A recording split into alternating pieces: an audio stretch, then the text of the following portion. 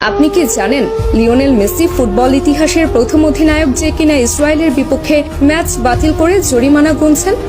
না, আপনি এটা জানবেন কেন? আপনার তো এটা জানার ইচ্ছে নেই, বরং আপনার কাজ মেসির সমালোচনা করা। একটা ছবি পেয়েছেন, অমনি মেসির সমালোচনা শুরু করেছেন। কারণে অকারণে মেসির পেছনে আপনি অকারণে পুরো ক্যারিয়ার জুড়ে লেগেছিলেন। তাহলে শুনুন, মেসি ফিলিস্তিনের মানুষের প্রতি কতটা মানবিকতা দেখিয়েছিলেন।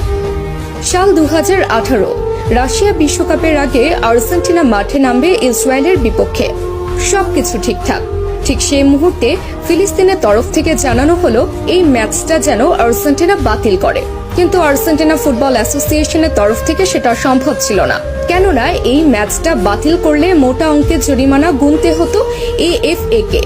আর অর্থনৈতিক দৈন্য দশায় ভোগা আর্জেন্টিনা ফুটবল অ্যাসোসিয়েশনের তরফ থেকে সেটা সম্ভব ছিল না। ঠিক সেই মুহূর্তে ফিলিস্তিনের মানুষ সরাসরি খোলা চিঠি ছুড়েন মেসির কাছে।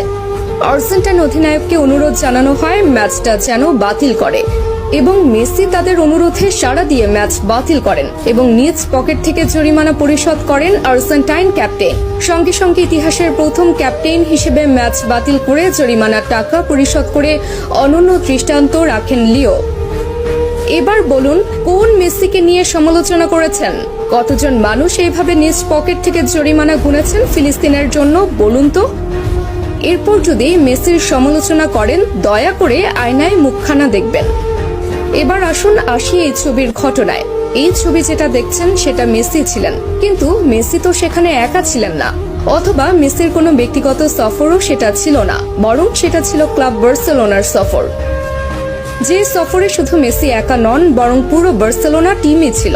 এমনকি সেই সফরে ব্রাজিল তারকা নেইমারও ছিল সঙ্গী। তাহলে সেই সমালোচনা কেন মেসির গায়ে একা আসবে? তাছাড়া প্রশ্ন আছে আরো একটা, সে সফরের জন্য ফিলিস্তিনের পক্ষ থেকে কোনো অনুরোধও জানানো হয়নি সফর বাতিল করার জন্য, অথবা ফিলিস্তিনিরাও সে ছবি নিয়ে কখনো আপত্তি তুলেনি।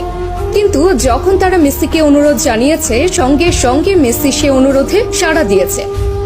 এবার বলুন, মেসি তাহলে কিভাবে ওই ছবির জন্য সমালোচনার প্রাপ্য হন?